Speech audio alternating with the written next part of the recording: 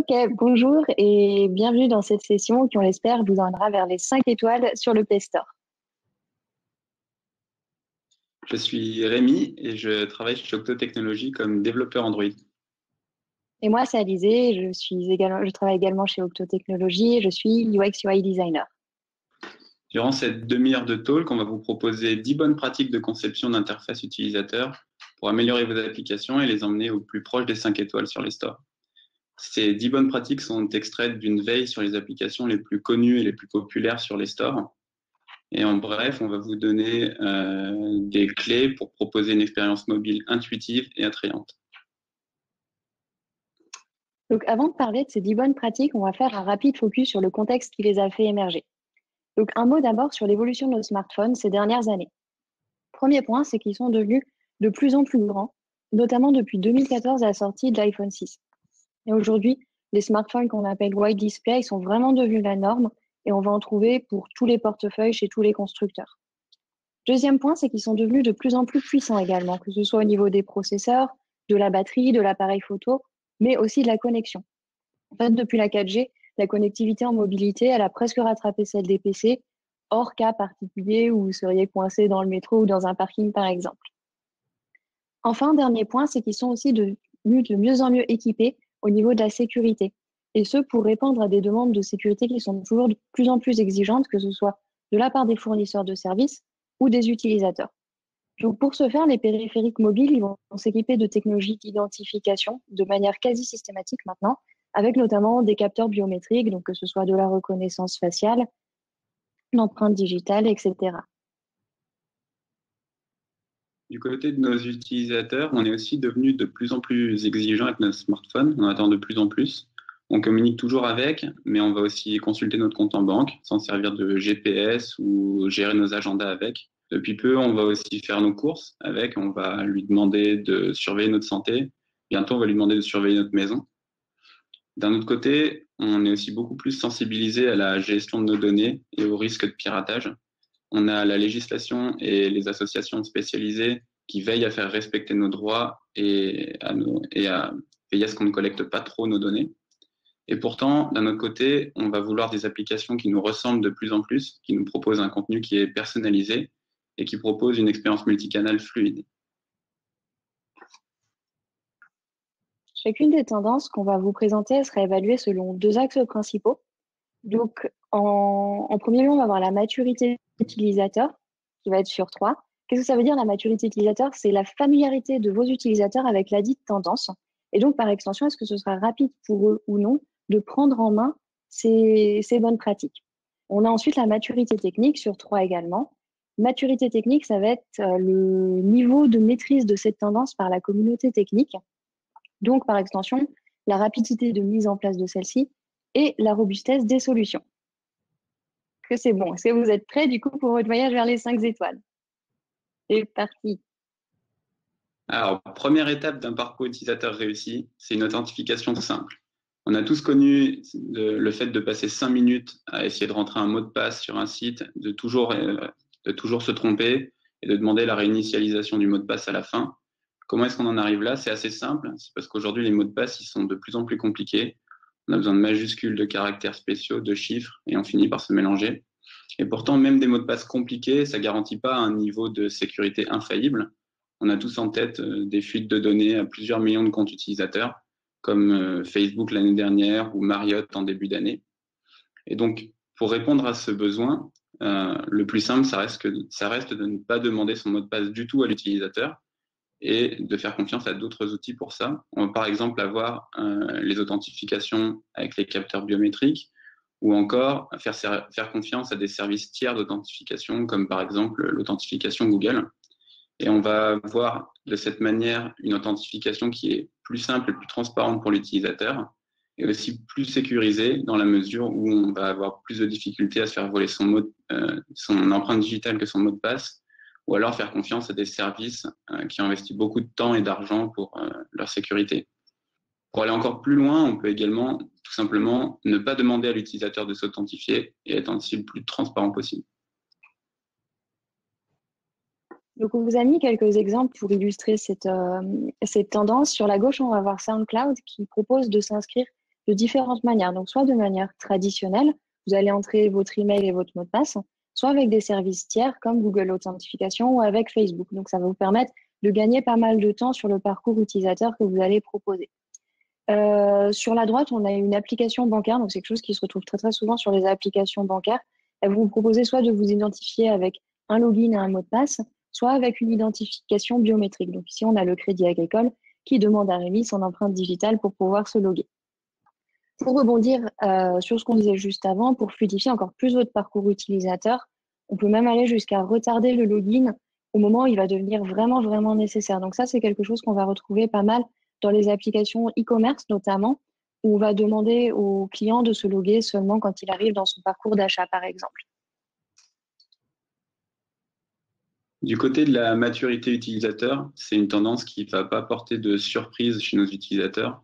Aujourd'hui, la plupart des smartphones sont équipés de capteurs biométriques et les premières solutions d'authentification par des services tiers sont arrivées sur le marché en 2016, comme pour l'authentification Google. On a même aujourd'hui certains acteurs comme WeChat qui vont tester des nouveaux types d'authentification comme la reconnaissance vocale. D'un point de vue technique, on est aussi sur une pratique qui est mature aujourd'hui. Les capteurs biométriques sont maintenus par les constructeurs et les services d'authentification tiers par des géants du web. Donc, on va voir beaucoup de code lab et d'articles qui vont faciliter la prise en main des technologies. Votre utilisateur, il est maintenant connecté sur votre application. Il va falloir maintenant aller chercher son contenu. Donc, vous allez avoir optimisé votre application de fond en comble, j'en suis sûre. Et pourtant, il y aura certains temps de réponse qui malheureusement seront hors d'atteinte pour vous, hors de votre portée. Il suffit de connecter à un bac qui est un petit peu vieillissant ou votre utilisateur, encore une fois, il est dans le métro, il est à un endroit où il n'a pas beaucoup de réseau. Du coup, ça va créer des petits moments de latence. L'idée, c'est vraiment d'exploiter ces moments de flottement à des fins plus utiles. Donc, effectivement, ces moments un petit peu entre deux, ils vont pouvoir exploiter à des fins de réassurance. Donc, c'est-à-dire dire à votre utilisateur, oui, t'inquiète pas, l'application, elle fonctionne et elle est en train de répondre à ta demande. Et on peut aussi les utiliser pour construire un attachement un petit peu plus émotionnel et des sentiments qui vont être positifs vis-à-vis de votre application et de votre marque. Donc, comment on pourra faire? On pourra utiliser des animations de transition pour masquer les chargements. Là, on pourra penser par exemple à un pull to refresh un petit peu sympa ou pour créer de la narration, une expérience immersive autour de votre service. Donc, par exemple, ici sur la gauche, on va voir l'application TunnelBeer qui va utiliser le temps de connexion du VPN pour nous proposer une animation d'un ours qui va passer d'un pays à un autre. Donc ici, le temps de chargement est utilisé pour créer une histoire autour de l'application et également divertir un peu l'utilisateur. À droite, de manière un peu plus simple, on va avoir l'exemple de Dribbble qui va nous renvoyer son logo pendant le pull to refresh et nous permettre de rester un peu plus dans son univers. Donc, pas de grosses nouveautés du côté de vos utilisateurs. Ces temps de chargement, entre guillemets, transparents, ils sont très, très répandus aujourd'hui. Ça a été notamment poussé par l'univers du gaming, donc on pourra penser au moment de chargement sur, par exemple, FIFA. Et ça a été amplifié par le fait que les utilisateurs, vos utilisateurs, tous les utilisateurs en général, n'aiment pas attendre. Le moment le plus adéquat, si vous voulez commencer à expérimenter cette tendance, ce sera sûrement de prendre pour excuse le splash screen, toutes les applications en ayant un aujourd'hui ou presque. Côté implémentation, on a vraiment une multitude d'outils qui sont apparus ces dernières années. Donc, on pourra citer en premier lieu Lottie, qui va permettre de déporter 95% du job de l'animation du côté du designer, donc ce qui est assez pratique. Et on a pas mal d'outils aussi dans le framework Android qui constituent une toolbox du coup assez conséquente. On va avoir les activity transition, motion layout, les animated vector drawables, etc. Maintenant qu'on a récupéré le contenu, comment est-ce qu'on va pouvoir l'afficher à notre utilisateur? Aujourd'hui, sur une application grand public, si on essaye de s'adresser à des milliers d'utilisateurs, on va s'adresser à des milliers de personnes différentes. Et si on essaye de leur proposer une seule app, on va leur proposer une app qui n'est optimale pour pas grand monde. Et donc aujourd'hui, on va devoir, si on recherche l'excellence, chercher une app qui va personnaliser son contenu. Comment on va faire ça? On va le faire à travers un apprentissage progressif des préférences et des habitudes de nos utilisateurs pour leur proposer un contenu qui va être pertinent et exploitable. Donc concrètement, qu'est-ce que ça veut dire? On va leur proposer des contenus qui sont similaires à ceux qu'ils ont déjà regardés. On va leur débloquer progressivement des features. on va leur créer des raccourcis vers les features qu'ils utilisent le plus souvent. Et on peut aller jusqu'à utiliser des algorithmes pour leur proposer un contenu recommandé de type vous pourriez aimer. Donc ici, sur la gauche, on vous a mis un screenshot de Spotify, mais on aurait pu mettre Netflix, on aurait pu mettre Deezer. Il y a pas mal d'applications qui, comme ça, proposent des contenus personnalisés à leurs utilisateurs en fonction des contenus qu'ils ont déjà consommés ou écoutés. Donc là, ça prend la forme de playlist, par exemple, que je pourrais aimer parce que j'ai déjà écouté ci ou ça. Sur la droite, on a une version un petit peu plus low-tech dans le sens où on ne va pas utiliser d'algorithme ou quoi que ce soit derrière. C'est l'utilisateur lui-même qui va décider de personnaliser son interface en fonction de ce qu'il aimerait avoir sur son écran d'accueil ici. C'est un écran de la Société Générale. Donc c'est une version un petit peu plus low-tech, mais qui permet quand même une certaine personnalisation à l'utilisateur. Du côté de la maturité des utilisateurs, c'est une tendance qui est assez hétérogène en fonction des secteurs. Certains secteurs le maîtrisent très bien, comme par exemple pour Spotify, le secteur de la musique, des vidéos. On va aussi avoir le secteur des news ou des réseaux sociaux qui la maîtrisent très bien.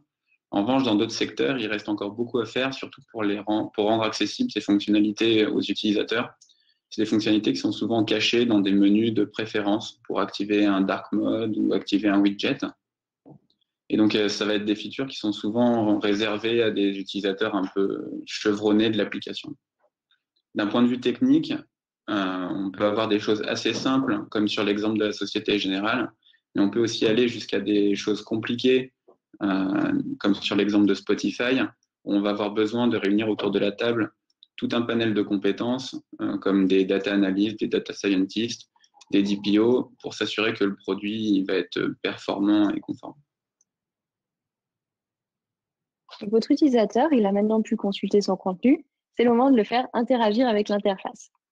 Donc là, je vais vous demander un petit effort d'imagination et de vous rappeler la dernière fois où vous avez pris le métro en sortant du boulot.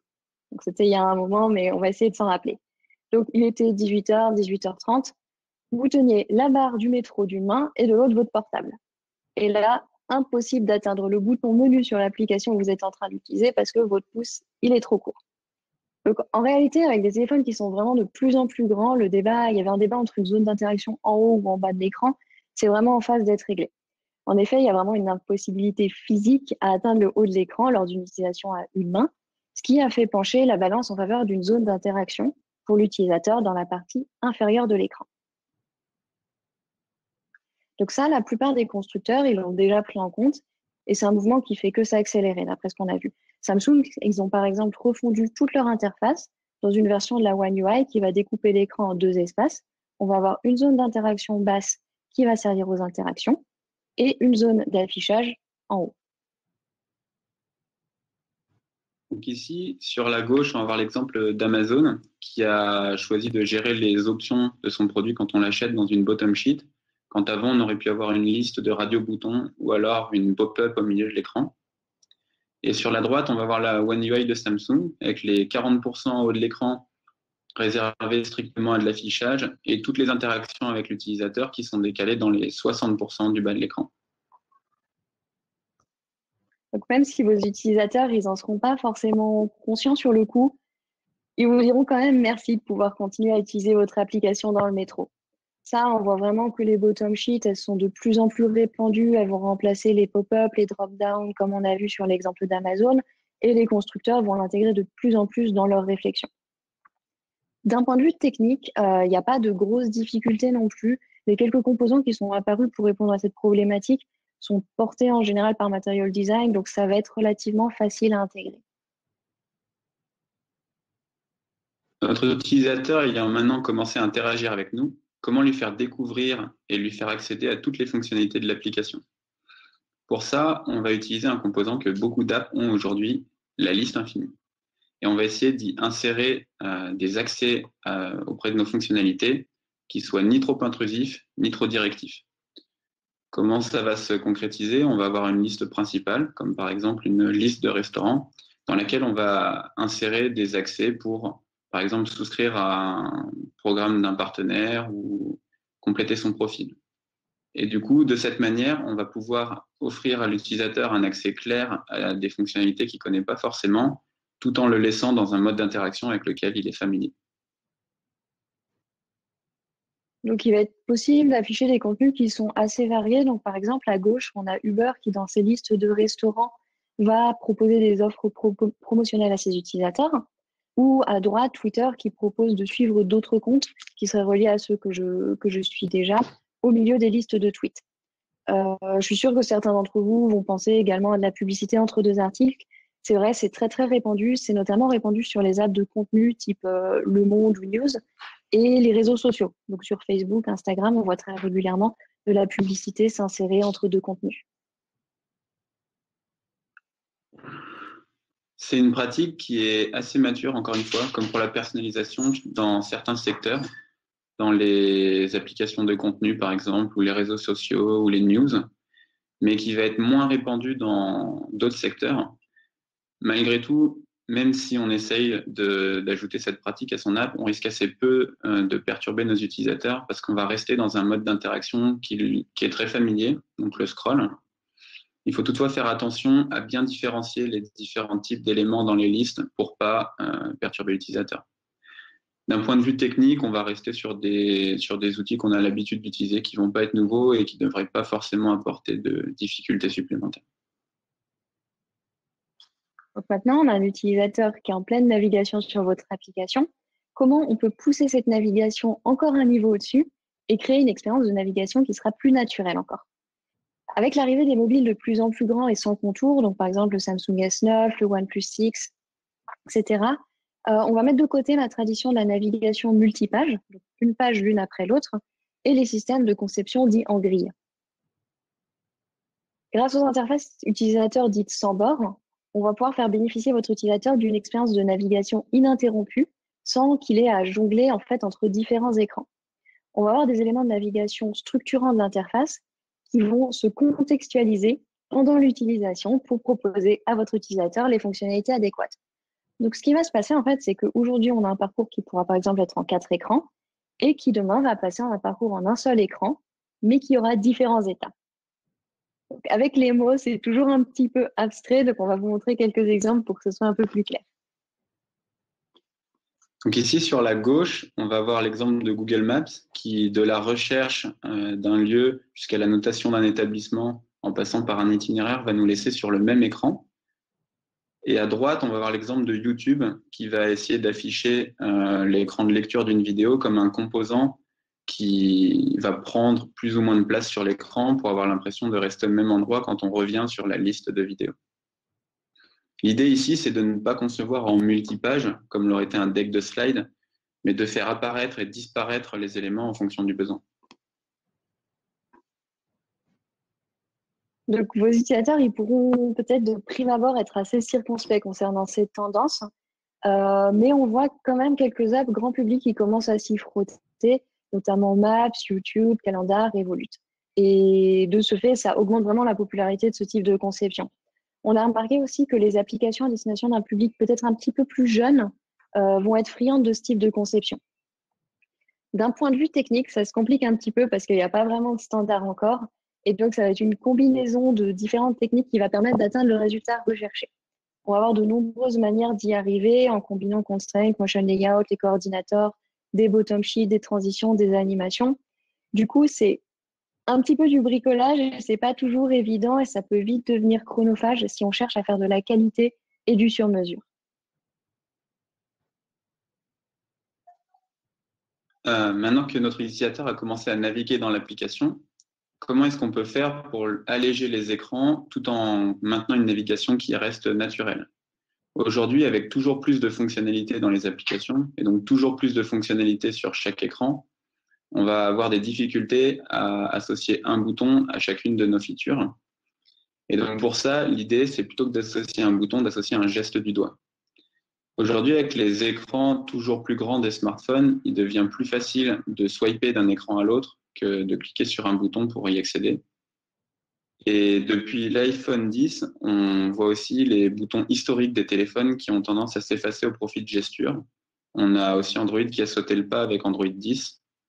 Et les gestures ne s'arrêtent également pas au swipe. On va avoir tout un panel de gestures à utiliser. On a le long press, on a le double tap, on a le pinch, on va avoir le drag and drop. On a vraiment plein de choix pour les découvrir. Donc, quelques exemples. Sur la gauche, on a Snapchat qui, quand on arrive sur l'écran d'accueil, on va pouvoir swiper de tous les côtés, vers la gauche, vers la droite, en haut, en bas, pour atteindre différentes fonctionnalités et différents écrans de l'application.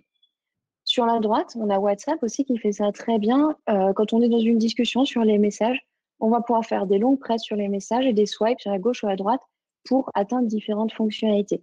Donc ça permet vraiment d'alléger les écrans, de ne pas avoir des boutons forcément, ou d'avoir des fonctionnalités secondaires qui arrivent suite à une gesture. Les gestures ne sont pas forcément intuitives pour nos utilisateurs de prime abord, mais ils sont de plus en plus familiers à les utiliser. On a même quelques standards d'interaction qui commencent à émerger, comme le swipe back pour revenir à l'écran précédent ou le swipe à la Tinder pour valider ou invalider un choix. Et on va en revanche avoir certaines gestures, comme par exemple sur l'application Snapchat, qui vont rester réservées à un public de power user ou un peu habitué avec notre application, ou alors à un public plus jeune qui est particulièrement familier et friand de ce type d'interaction. Sur l'aspect technique, on va avoir beaucoup d'outils pour nous aider à les implémenter. On va avoir des gestures détecteurs, on va avoir certaines API natives, on va avoir des librairies externes ou internes, comme par exemple le Motion Layout, ou alors des listeners sur certaines vues. En revanche, ça peut devenir vite compliqué d'implémenter ces gestures, surtout si on s'éloigne un peu des standards qui sont faits aujourd'hui. Donc maintenant, on a un utilisateur qui est parfaitement à l'aise dans sa navigation. L'idée, ça va être comment on peut créer une petite étincelle entre lui et votre application. Quand on cherche à rendre une expérience utilisateur la plus agréable possible, tous les plus petits gestes y vont compter. Et quoi de plus agréable en fait qu'un petit compliment de la part de notre application favorite. Lors de l'utilisation des applications, en fait, gratifier les utilisateurs, ça va devenir un enjeu de rétention et de captation de leur attention. Si le sujet de votre application s'y prête, il sera même possible d'aller jusqu'à gamifier les messages de félicitations, d'ajouter des niveaux, des récompenses qui pourront être fictives ou réelles pour inciter votre utilisateur à utiliser et découvrir au maximum votre application. Donc sur la gauche, on va voir l'exemple de Nike Training qui va proposer tout type de badge au fur et à mesure de notre utilisation, donc un certain nombre d'entraînements, une fréquence d'entraînement ou même des types d'entraînements qu'on aura effectués pour nous forcer un peu à se challenger et surtout à revenir utiliser l'application. Sur la droite, on va voir Gmail qui simplement va nous féliciter quand il ne reste plus de messages dans notre boîte de réception et qu'on a bien tout rangé. Les utilisateurs qui sont familiers de l'univers des jeux ne seront pas vraiment perdus parce qu'à la base, c'est une tendance qui vient de la gamification. Donc, les applications qui sont plutôt dans l'univers des apps de sport, développement personnel aussi, ils l'ont très très bien compris et repris.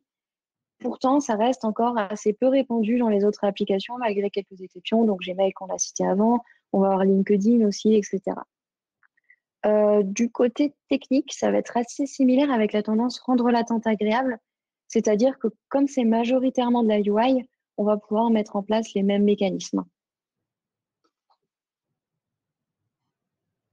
Maintenant qu'il y a une relation entre notre utilisateur et notre application, comment faire en sorte qu'elle s'inscrive sur le long terme?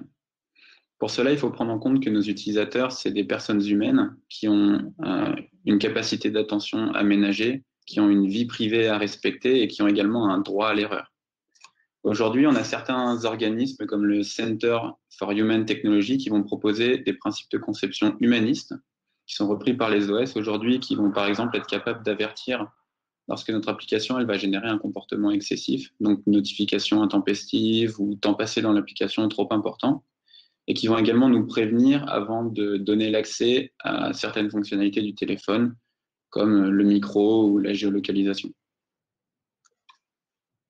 Donc ici, on a deux applications qui ont mis en place des solutions dans cet esprit-là. Donc sur la gauche, on a Instagram. Ça, c'est quelque chose que personnellement, j'ai jamais vu sur mon flux Instagram, mais il paraît qu'on peut voir tous les nouveaux posts et que quand on les a tous vus, on a un petit message de la part d'Instagram qui nous dit « c'est bon, il n'y a plus de nouveaux messages, il n'y a plus de nouvelles photos, tu peux arrêter de regarder l'application en fait ». Donc ça va éviter le fait de garder un utilisateur dans un scroll infini des heures et des heures. Il y a Gmail sur la droite qui va nous proposer de pouvoir corriger nos erreurs de manière assez subtile lors de l'utilisation de l'application. Donc là, c'est quand je supprime un message, en fait, je vais avoir une petite snack bar qui arrive en bas et qui me dit, ah, en fait, tu peux annuler l'action que tu viens de faire parce que potentiellement, tu as peut-être fait une erreur. Donc ça, c'est prendre en compte le fait que l'utilisateur est humain et peut faire des erreurs. C'est une pratique qui peut être un peu ambiguë pour nos utilisateurs dans la mesure où on va de temps en temps dégrader leur expérience pour y répondre. On va par exemple limiter, voire arrêter de proposer du contenu pour empêcher nos utilisateurs de passer trop de temps dans l'application. Et on va également mettre des barrières à la récupération de certaines informations personnelles, ce qui va dégrader la personnalisation qu'on va être en mesure d'offrir à nos utilisateurs. D'un point de vue technique, en revanche, ça va être souvent plutôt basique puisqu'on va avoir tendance à enlever de la complexité plutôt qu'à en rajouter pour implémenter cette pratique, sauf dans quelques cas particuliers, comme par exemple l'anonymisation de données qui peuvent apporter une complexité supplémentaire. Et on arrive enfin à notre dernière tendance. Donc, votre utilisateur et votre application, ils sont maintenant dans une relation stable. Comment on peut tirer le meilleur parti de cette relation et s'assurer d'une utilisation qui va être régulière? Aujourd'hui, il y a les OS de nos smartphones, ils vont proposer de nombreuses portes d'entrée vers votre application qui vont permettre d'interagir avec elle sans même avoir à les lancer. Ces fonctionnalités, en réalité, elles sont présentes sur le smartphone de votre utilisateur avec ou sans votre application. Donc, ce serait vraiment dommage de ne pas en tirer profit. Donc, qu'est-ce qu'on va avoir? On va avoir des notifications avec action, de l'indexation et de la recherche du contenu des applications, des shortcuts aussi. Et ça, c'est juste quelques exemples de ces intégrations. Bien sûr, chaque OS en fait va conserver ses spécificités. Donc, Siri ou Google Assistant, il y aura des spécificités quand même, mais néanmoins, ces usages vont avoir tendance à s'uniformiser. Ces intégrations, qu'est-ce que ça va faire? Ça va améliorer l'expérience et l'engagement de vos utilisateurs parce qu'ils vont atterrir sur votre application sans même avoir à la lancer en fait. Donc ici, sur la gauche, on va voir l'assistant de Google qui va permettre de rechercher et de lancer des musiques ou des vidéos sans avoir à ouvrir l'application. Et sur la droite, on va avoir l'application Maps qui va permettre d'ouvrir Uber avec une course déjà pré-remplie sans avoir à faire la même recherche dans Uber, par exemple. Et donc, comme l'a dit Alizé, on peut aller jusqu'à indexer le contenu pour le rendre recherchable depuis le menu de recherche du téléphone, créer des widgets ou donner des notifications actionnables donc, qui ne nécessitent pas l'ouverture de l'application pour les utilisateurs. Donc ça, c'est vraiment une pratique de conception qui ne va pas s'adresser à tous les utilisateurs. Donc il faut vraiment faire attention à prendre en considération le public de votre application. Seuls les utilisateurs qui sont plus experts vont suivre et utiliser les dernières évolutions des OS en général, voire ont les devices requis pour certaines fonctionnalités, donc que ce soit des Chromecast, enceintes connectées, des montres, etc. C'est également des features qui sont souvent assez cachées et qui ont besoin d'être activées à la main par l'utilisateur. D'un point de vue technique, par contre, aucun souci, c'est des API natives qui sont maintenues. Toutes les nouveautés, en général, sont accompagnées de pas mal de code labs et d'articles. Donc, ça va être facile de s'en emparer. Et enfin, dernier point, c'est que l'implémentation va souvent assez peu changer d'un produit à l'autre. Donc, quand vous l'aurez implémenté sur l'un de vos produits, ce sera assez facilement réplicable de la même manière sur un second produit. Donc, en résumé, voici les 10 bonnes pratiques que nous avons retenues en parcourant les apps les plus connues du Play Store. On espère que ça vous a inspiré et que vous avez envie de les essayer dans vos propres applications. N'hésitez pas à télécharger les applications qui sont listées en exemple pour parcourir et utiliser vous-même ces tendances. Bien sûr, il n'est pas du tout nécessaire d'essayer d'ajouter la totalité des tendances, mais simplement de choisir celles qui vous conviennent et de les expérimenter si vous en avez envie.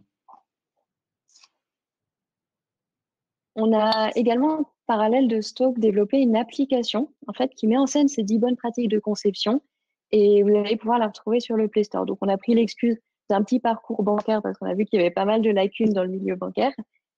Et donc, vous pouvez retrouver ces 10 tendances et jouer avec. Le contenu de ce talk, il est également disponible en poster et les deux liens donc pour le poster et l'application vont être mis sur le chat à la suite. Merci beaucoup d'avoir été avec nous et n'hésitez pas si vous avez des questions, le lien devrait pas tarder à arriver.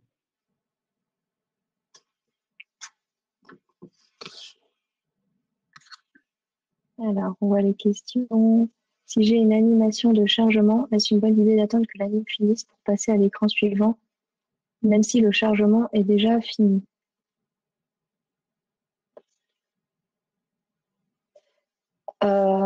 Alors ça, moi, j'aurais tendance à te dire qu'il faut que tu aies des animations qui puissent être découpées en tronçons et qui aient du sens par tout petit bloc, hein, de manière à ce que tu n'aies pas une demi-animation qui apparaisse pour ton utilisateur et que ce soit un peu bizarre pour lui.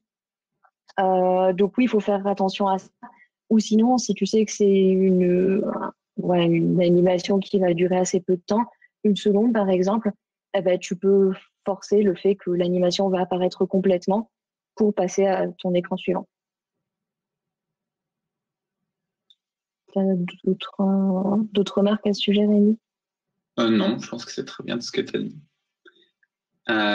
Comment avez-vous travaillé pour mener vos recherches et arriver à créer cette liste de pratiques? C'est très intéressant. Déjà, merci de trouver ça intéressant. Au début, on a eu 2 types de recherches. En fait, on a d'abord parcouru un peu tout simplement les articles qui parlaient des tendances sur mobile. On en a enlevé 1 ou 2 qui nous semblaient plus compliquées, notamment tout ce qui était data science dans le mobile. Et ensuite, on a essayé de parcourir vraiment toutes les apps connues, donc il y avait plusieurs dizaines de millions de téléchargements en France, et d'essayer de voir parmi ces grosses apps quelles tendances étaient vraiment reprises, et également aussi quelles tendances on trouvait vraiment agréables ou à l'inverse désagréables quand elles n'étaient pas là. Je sais pas si tu as des trucs à rajouter, Alizé. Non, on a travaillé ensemble, donc c'était tout à fait ça. Comment naissent les tendances et les nouveautés UX, UI? Alors, si tu parles des tendances que là on a présentées, ce dont on s'est rendu compte, c'est que souvent une tendance, ça naît à la jonction d'innovation technique et de besoins utilisateurs. Et quand les deux vont se rencontrer et qu'il y a un match, eh ben, tu vas avoir une tendance dans le sens où nous, on l'a compris et on vous l'a présenté. Après, pour tout ce qui est nouveauté UI, ça vient aussi de beaucoup, beaucoup d'autres choses. Ça va être les défilés de mode, tout ce qui peut t'inspirer graphiquement. Donc, les tendances UI sont un peu plus spécifiques, un peu plus décorrélées. Mais en général, on peut dire qu'une tendance est là et est concrète quand tu as une innovation technique qui rencontre un besoin utilisateur. Je rajouterais juste que la manière dont nous aussi on définit ce qui était vraiment une tendance, plutôt que quelque chose de passager, c'est aussi est-ce que ça avait été repris par au moins un gros acteur, en tout cas. Donc si Android l'avait repris, ou si iOS l'avait repris, si Google l'avait repris, si Facebook l'avait repris.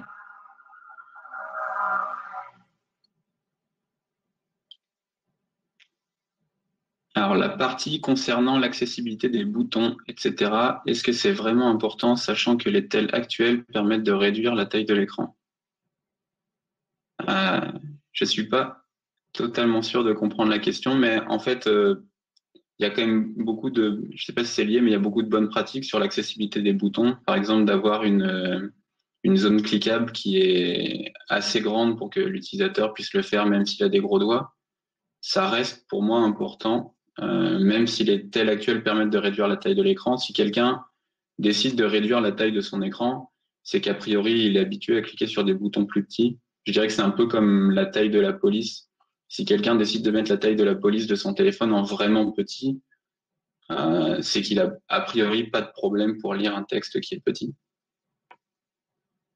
Je sais pas si tu as un truc à rajouter, Alizé. Ouais. Non, mais c'est vrai qu'on voit des features qui arrivent, qui permettent, moi je pense à mon téléphone, on peut réduire à moitié la hauteur de l'écran pour cliquer sur les trucs, mais en fait c'est toujours dommage de demander à l'utilisateur de faire un effort supplémentaire. Quand nous, en fait, en tant que concepteur, on peut anticiper ces pratiques et se dire, ah mais en fait, ouais, dans le métro, ça va être hyper chiant pour lui. Je sais que mon utilisateur, c'est quelqu'un qui va tout le temps être en mobilité. Comment je peux faire en sorte que ce soit le plus facile possible pour lui d'utiliser l'application sans qu'il ait pas des bidouillages à faire à droite, à gauche? Voilà. Question suivante, elle est pour toi, Rémi. En tant que développeur, est-ce que c'est facile d'avoir une vision de design? Je pense que c'est pas facile. Et en fait, pour moi, il y a beaucoup de difficultés un peu qui vont se poser. Déjà, quand on est développeur, on n'est pas toujours très bon en design. Moi, par exemple, j'ai souvent beaucoup d'idées, mais la plupart sont des mauvaises idées. Si on a la chance d'avoir un bon designer avec nous, il vaut mieux se fier à sa vision design à lui. Et encore, on n'est pas au bout de nos difficultés parce qu'après, on va avoir besoin de négocier du temps pour implémenter ce que notre designer nous demande. Ça va pas toujours être très facile, donc on va perdre du temps, de l'énergie, des fois ça va nous stresser. Donc il faut vraiment, je dirais qu'il faut s'accrocher, surtout au début. Mais je pense que ça en vaut la peine. Mais en tout cas, je pense que c'est pas facile. Mais après, ce que j'ajouterais, moi, c'est que j'y crois vraiment, c'est qu'en fait, en étant tous des utilisateurs d'applications mobiles, on a forcément certaines convictions sur l'utilisabilité d'une application, sur ce qu'on a trouvé pratique, sur des placements, des comportements. Et c'est en ce sens où on est tous utilisateurs. Et en étant développeur, vous êtes en plus des super utilisateurs. Vous avez votre mot à dire dans la conception d'une interface réellement. Donc, utilisez plein d'applications et ayez plein d'avis dessus. Pour la question sur l'application, merci de la trouver sympa, encore une fois. Est-ce qu'elle est open source? Le code étant public sur GitHub. Voilà, je vous ai mis le lien dans le chat. En revanche, il faudra sûrement être un peu tolérant. On n'est vraiment pas sur du clean code, surtout sur la fin. Mais si vous voulez jeter un coup d'œil, n'hésitez pas. Si jamais moi je travaille plus dessus, mais si jamais vous voulez ouvrir une merge request ou quoi que ce soit, n'hésitez pas, j'y jetterai un œil. Et dernière question, en tant que fan de Google et du Material Design V2, je trouve que la bottom sheet est rarement implémentée. Est-ce qu'elle peut devenir une tendance? Oui, définitivement oui. Nous, franchement, ce qu'on a constaté, c'est que les pop-up, ça part là ces temps-ci, et que de par ces besoins d'accessibilité, en fait, on a ces tiroirs qui s'ouvrent par le bas de plus en plus souvent. Et donc, moi, à mon avis, ma conviction, c'est que oui, ça va devenir une tendance et on va le voir sur de plus en plus d'applications qui vont remplacer des pop-up ou même des écrans à part entière par des bottom sheets, qui en plus ont un autre avantage, celui d'être accessible, c'est qu'elles permettent de superposer deux écrans, deux notions et de naviguer très facilement entre l'un et l'autre. Donc, ce qui rejoint un peu la tendance où on avait des borderless UI, tes écrans se superposent les uns aux autres et c'est plus des écrans statiques les uns après les autres. Donc, en ce sens, où elle répond à ces deux besoins, pour moi, définitivement, à mon avis, on va l'avoir de plus en plus, dans de plus en plus d'applications. D'un point de vue un peu plus dev, moi, je rajouterais aussi que des applications comme Map et Uber, elles vont des fois un peu plus loin dans ces pratiques parce qu'elles ont aussi le temps et les développeurs pour implémenter des choses qui sont un peu moins standards. Mais pour des applications où on a un peu moins de budget et un peu moins de développeurs, c'est sûrement plus facile d'utiliser un composant comme la bottom sheet qui est relativement simple à intégrer à son app que d'essayer de développer sa propre librairie pour implémenter une autre manière de faire. Et donc, ça devrait pousser dans le sens à plus de bottom sheet. On a fait le tour des questions. Du coup, merci beaucoup d'avoir suivi notre talk. C'était très sympa de vous présenter tout ça. Et bonne fin de journée. Merci beaucoup. Bonne fin de journée.